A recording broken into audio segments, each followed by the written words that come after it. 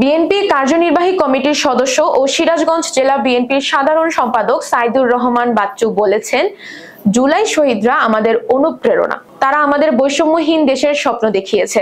আমরা শহীদদের স্বপ্নকে বাস্তবায়ন করতে চাই। সেই সঙ্গে মাইলস্টোন স্কুল অ্যান্ড কলেজে আমাদের যেসব ছোট ছোট মাসুম বাচ্চারা নিহত হয়েছেন তাদের আত্মার মাগফিরাত কামনা করি। মঙ্গলবার রাতে উত্তরা 12 নম্বর প্রিয়াঙ্কা সিটিতে উত্তরাস্ত সিরাজগঞ্জ ফোরাম আয়োজিত অনুষ্ঠান অংশ নিয়ে এসব কথা বলেন তিনি। সাইদুর রহমান বাচ্চু আরো বলেন, আমরা উত্তরাস্ত সিরাজগঞ্জবাসী ঢাকার বুকে একে অপরের সঙ্গে মিলেমিশে থাকতে চাই।